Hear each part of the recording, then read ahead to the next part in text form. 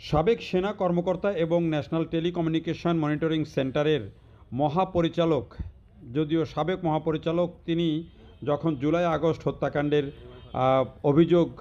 অভিযোগে অভিযুক্ত হয়ে আন্তর্জাতিক অপরাধ ট্রাইব্যুনালে আসেন, ঠিক তখন তার জন্য আইনি লড়াই দিতে এসেছেন তার নিজের আপন বোন।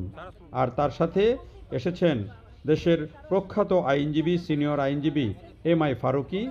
এই নাজনীন নাহার, যিনি জিয়াউল আহসানের বোন, তিনি হচ্ছেন এমআই ফারুকীর জুনিয়র, এবং তারা দুজনে মিলেই কিন্তু এই জিয়াউল আহসানের পক্ষে মামলা করার জন্য ট্রাইব্যুনালে এসেছিলেন এবং এই মামলাতে তারা শুনানি করেছেন।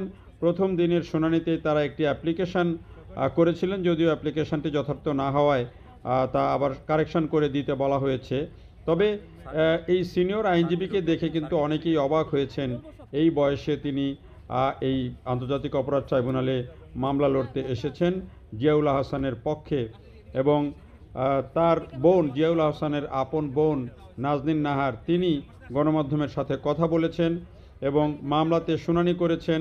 মামলা শুনানি শেষে তার ভাইয়ের সাথে দেখা করেছেন, কথা বলেছেন, এবং সবশেষ গণমাধ্যমের সাথে কথা বলার সময় তিনি কিন্তু বেশ কিছু অভিযোগ করেছেন।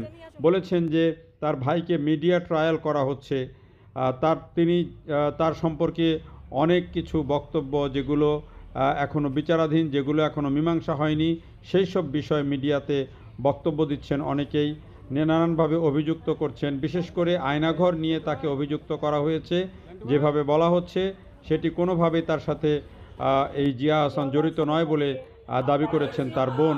একই সাথে তিনি দাবি করেছেন যে ন্যাশনাল টেলিকমিউনিকেশন মনিটরিং সেন্টার সেটিরও যেই চাকরি, সেটি তার একটি টেকনিক্যাল চাকরি ছিল, যদিও সব মানুষ জানে যে এই সেন্টারের নিয়ন্ত্রণ ছিল জিয়াউল আহসানের হাতে এবং তিনি এটি মোটামুটি তার নিয়ন্ত্রণে ছিল। এটি বলেছেন অনেকের কল রেকর্ড করা, কল ফাঁস করা, গোপনে মনিটর করা, আড়িপাতা, এইসব কাজগুলো জিয়াউল আহসান করেছেন এমন অভিযোগ আছে।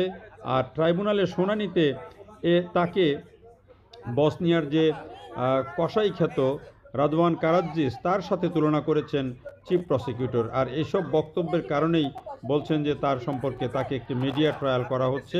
তো পরবর্তীতে আসলে কি হয়, পরবর্তীতে বিচার যখন শুরু হবে তখনই আসলে বোঝা যাবে।